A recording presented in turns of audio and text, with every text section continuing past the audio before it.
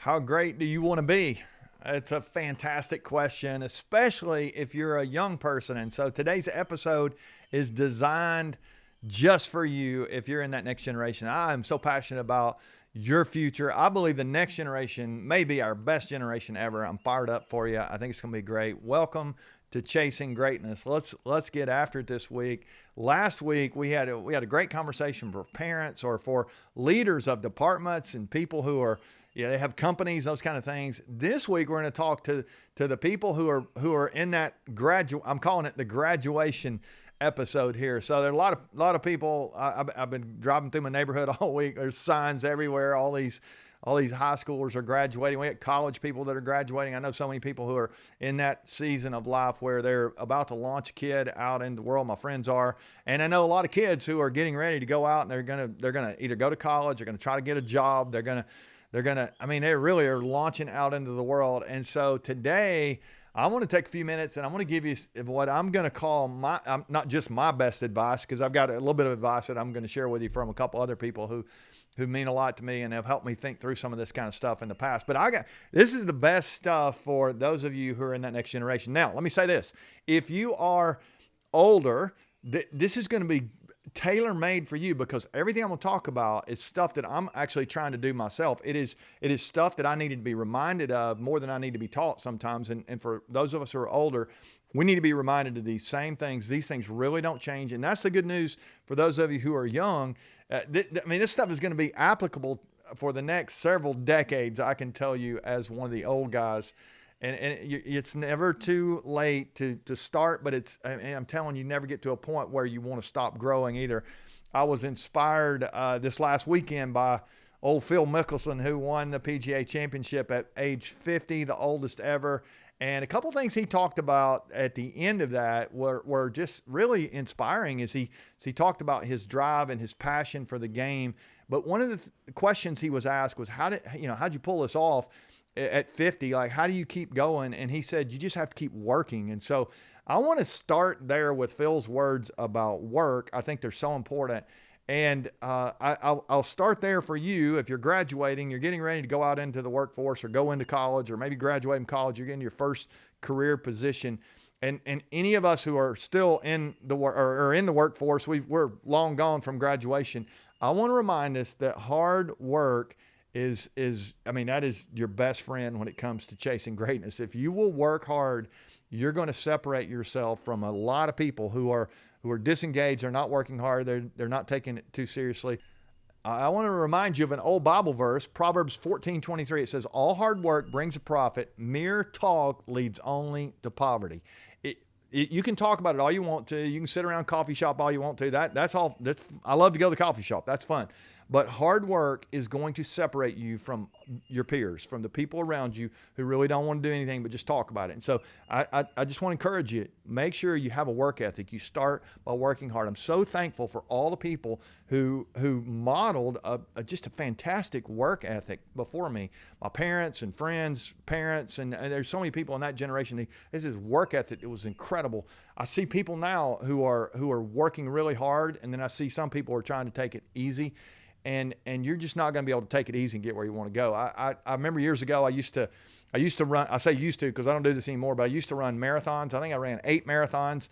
And people back then would come like, how do I run a marathon, all this kind of stuff. And I told them, I said, you really don't want to run a marathon because it takes a lot of hard work. I mean, you can do it and it's good and go for it, all that kind of stuff. But I found what people really wanted was a medal and a t-shirt. They really didn't want to run a marathon. And so if you have that mindset of all I want is the medal and the t-shirt, but I'm not willing to do the work, you're never going to have satisfaction. Even if you have a medal and a t-shirt, just walking through life and doing less than your best is not going to be that great. So I want to challenge you. If you're a young person, you're going out, work hard.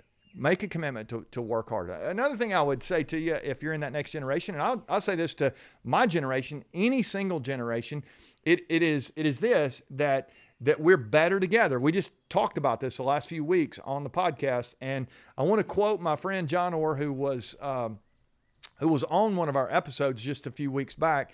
And John he's the first guy I ever heard say this, but he always says this, that your friends determine the quality and direction of your life. And if you're going out from high school or college, or you're in your mid-20s, or you're in your mid-50s, wherever you are, you're in your 80s, your friends are still going to determine the quality and direction of your life. We really are better together.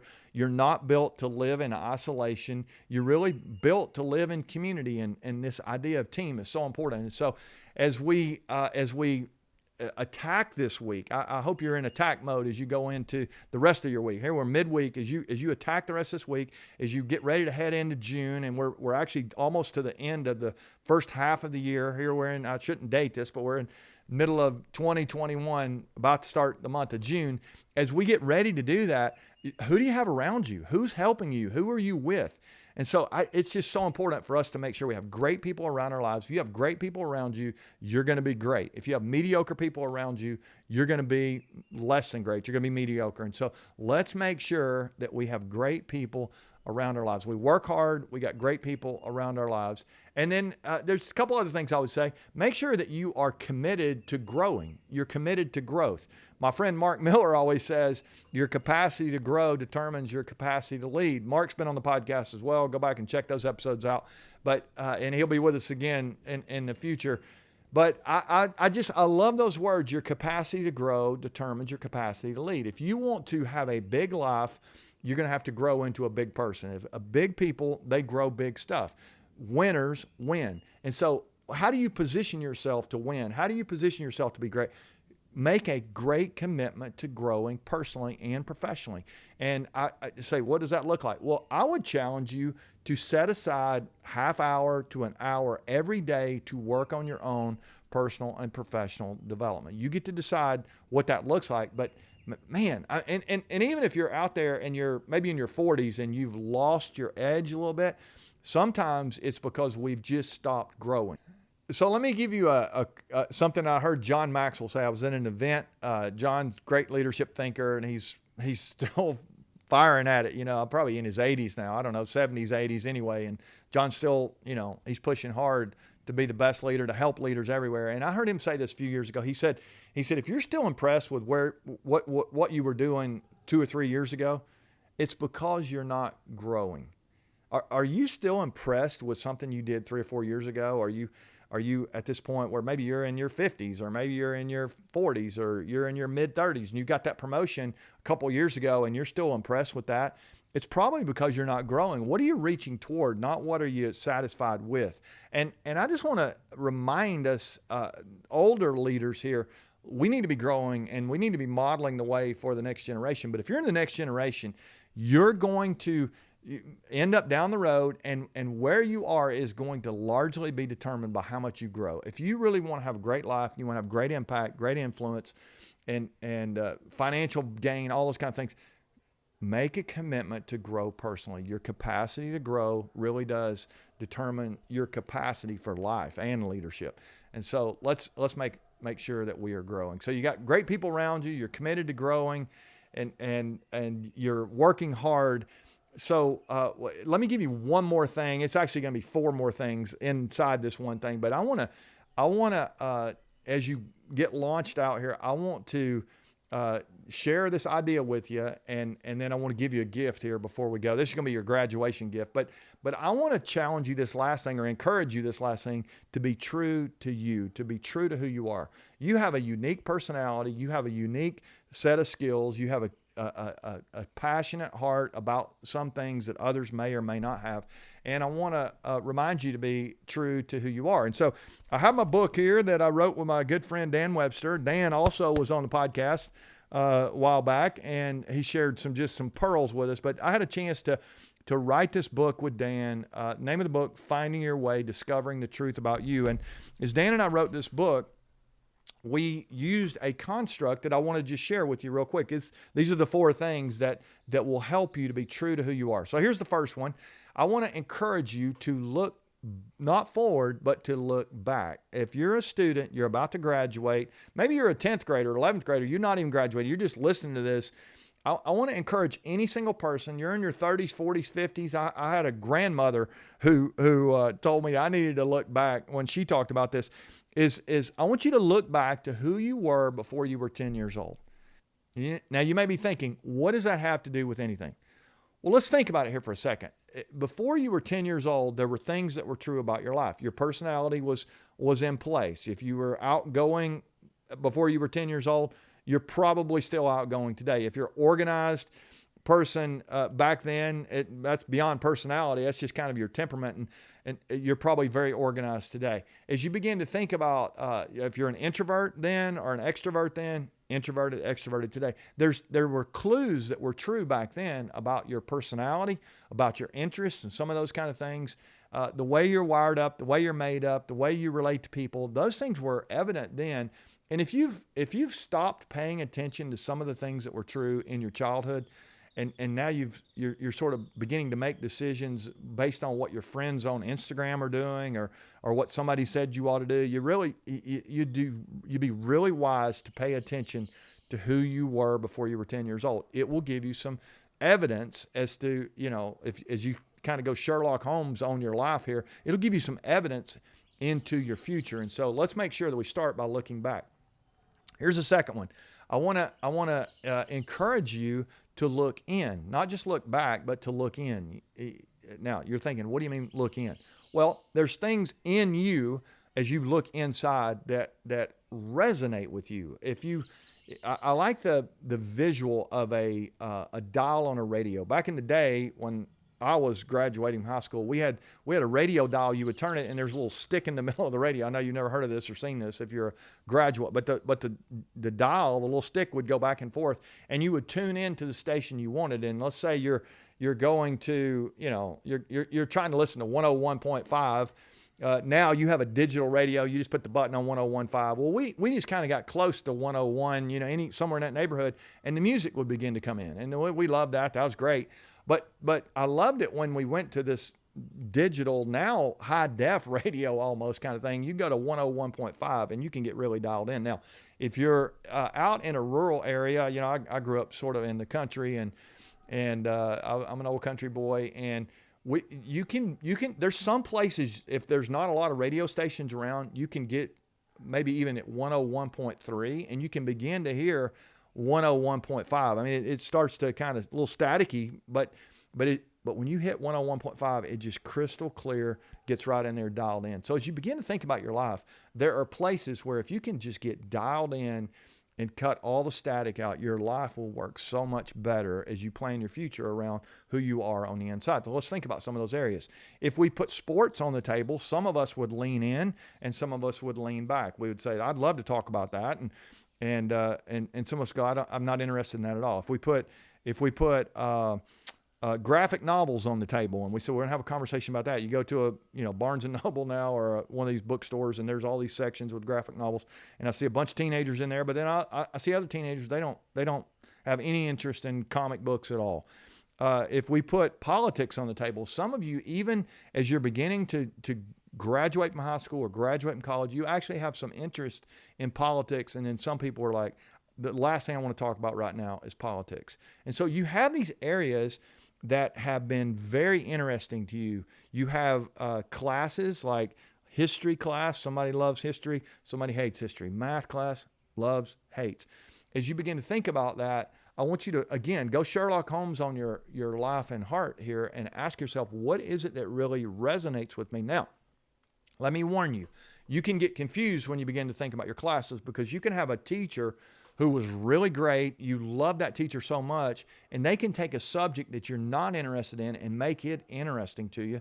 And then you can have a teacher that maybe they were a terrible teacher, but they ruined your favorite subject. So I want you to think about you. Like, what do you really love? What are you interested in? What resonates? What is it that cuts all the static out? When you put that on the table, you begin to think about it, and it's just, you love that. You love to talk about it. You'll get up early. You'll stay up late. Anybody that wants to hang out with you and discuss that, that's you. So that might be something that would be a clue toward your future. So let's look back. Let's look in. Then I want to challenge you to look up. And I don't know where you are in the way you think about your life and your faith and some of those kind of things. But I want to remind you that your life is a gift. It is a gift. I believe a gift from God. You're no accident. You were supposed to be here. You are supposed to be here. You weren't supposed to be here, in the 12th century or the 14th century. You're supposed to be here now. It's no accident that you're here. You have this great life. You have this opportunity. And so I think it's important for all of us to understand that we have a responsibility to the people around us and to the God who created us.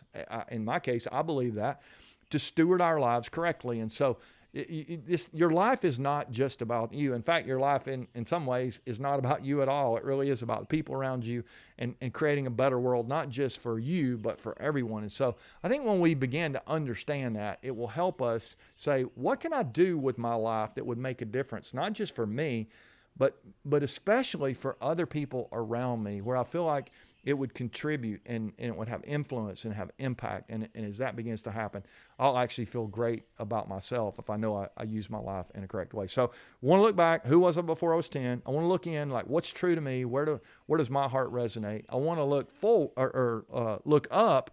And then finally, I want to look out. I want to look forward. I want to look out. I want to look out into the future.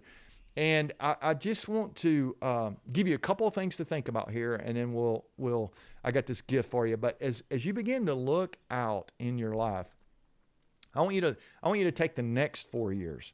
It's like if you're graduating from high school, the last 4 went by really fast. Even if you're in your career at this point, maybe you're in the middle of your career, I want you to take a 4-year look out. But if you're starting college 4 years from now, or maybe you're not even starting college, you're not sure, am I going to go to college or not? But I want you to think 4 years from now. You're going to either have a degree or you're not going to have a degree based on the decisions you make now about your future. You're going to have a promotion if you're in the middle of your career, or you're going to just be coasting based on the decisions you make now. I want you to look out 4 years. What is your life going to be like in 4 years? Your decisions you make today are going to determine how big you are 4 years from now. When I think about some of the plants around our yard here, as I'm just looking out on this beautiful day, I look out.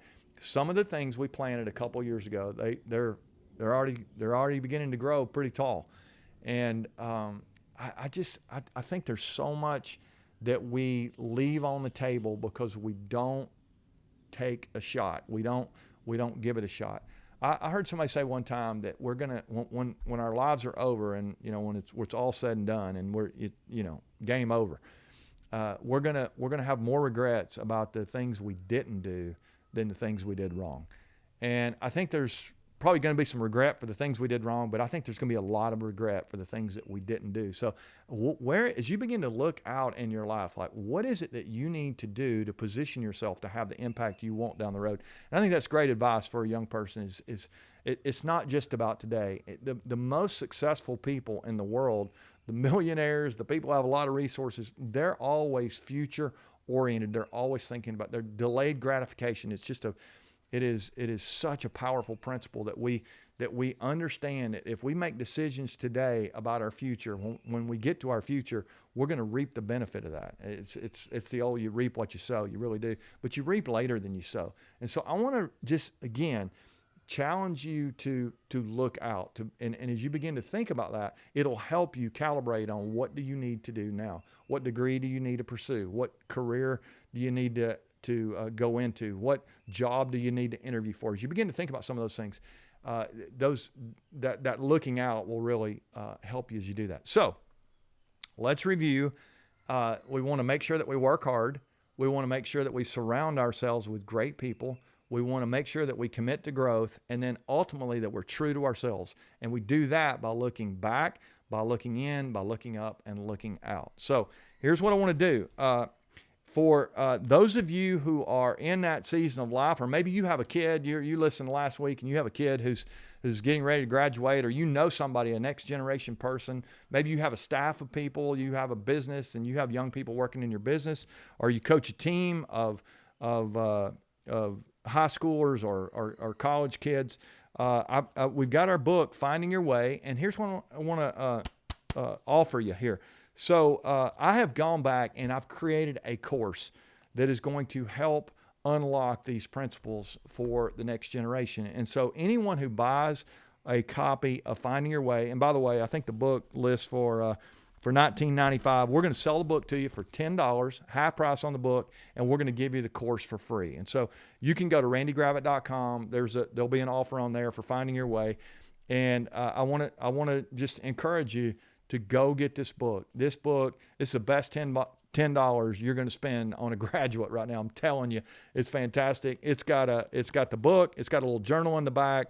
There's a fable that helps them understand these principles. It's written in next generation language. It's easy read, and then the course is just a really cool. Just created 6 sessions that you're going to get for free. And so I'm telling you, this is the best investment you're going to make. So finding your way, go get the book at randygravitt.com.